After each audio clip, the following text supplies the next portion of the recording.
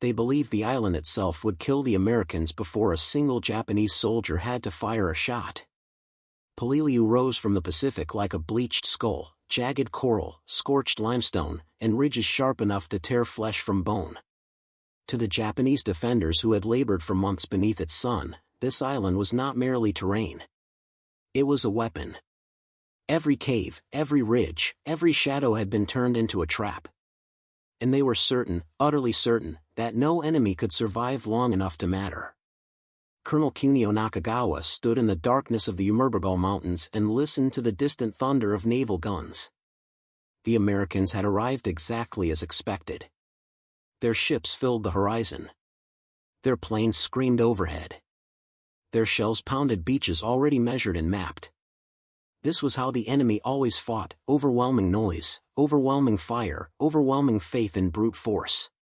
But Nakagawa smiled thinly. He had changed everything. Gone were the suicidal banzai charges. Gone were the fragile beachfront defenses. Instead, Peleliu had become a honeycomb of stone. Hundreds of caves. Interlocking tunnels. Machine gun nests carved into cliffs. Artillery hidden so deep it could fire and vanish like a ghost. Let them land, Nakagawa thought.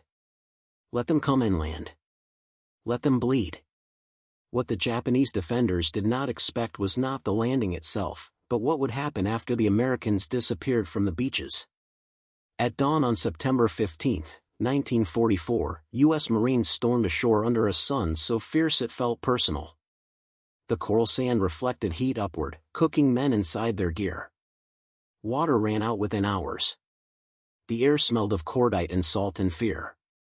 Yet resistance on the beaches seemed strangely light. Some Marines even thought, briefly, that Peleliu might fall quickly. That illusion died the moment they advanced inland. The island erupted. Gunfire burst from places that hadn't existed seconds earlier.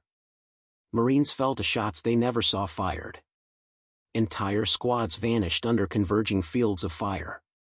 The earth itself seemed to attack them. And as casualties mounted, Japanese defenders watched from darkness, convinced their strategy was working perfectly. But beneath the chaos, something subtle had begun to shift. Something Nakagawa had not prepared for.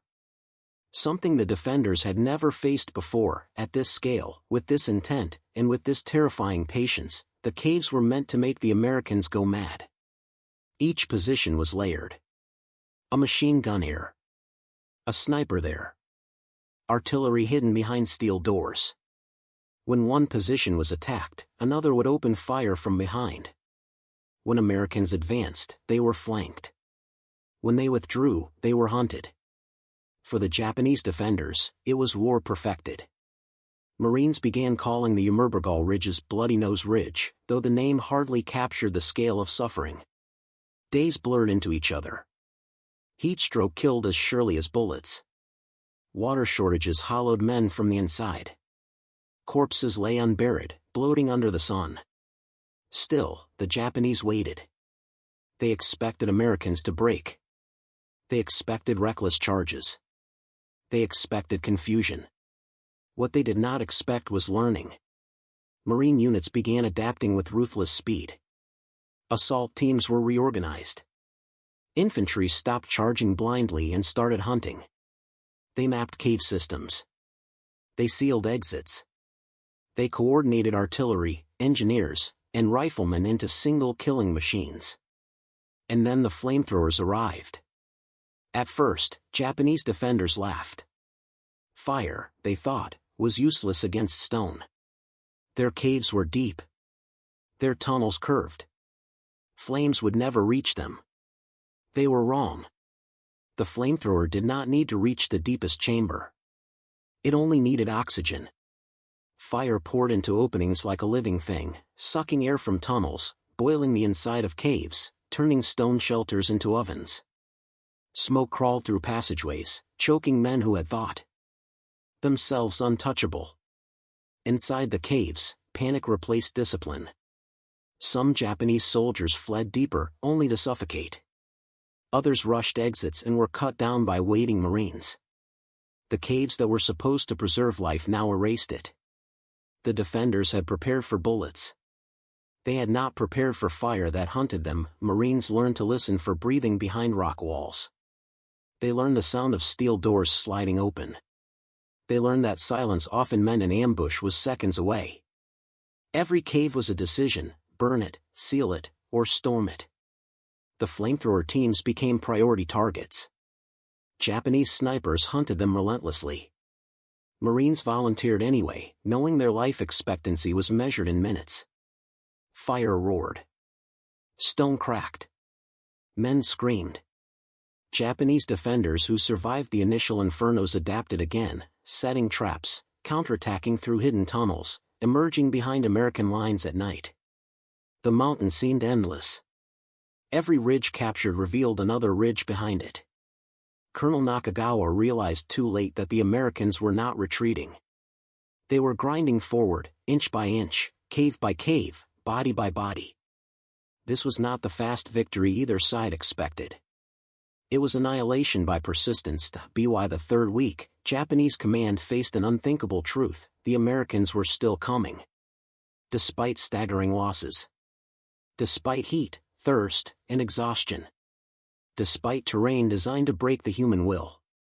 The defenders had expected fear. Instead, they saw determination harden into something mechanical. One Marine later wrote that Peleliu stopped feeling like a battle and started feeling like a job, one cave at a time. And right here, if you're clinging to this moment with me, watching expectations collapse on both sides, make sure to hit subscribe. Because what comes next reshaped how war itself would be fought. Nakagawa understood the end was inevitable. He refused surrender. The caves that once promised survival now became tombs chosen deliberately. The defenders had not expected that their perfect defense would demand their total extinction. When organized resistance finally collapsed, Peleliu was unrecognizable. Coral was pulverized into dust. The ridges were stripped bare. The air smelled permanently burned. Of the roughly 11,000 Japanese defenders, fewer than 300 survived.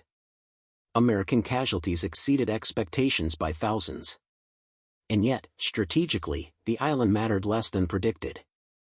This was the cruelest surprise of all. The defenders had expected their sacrifice to change the war.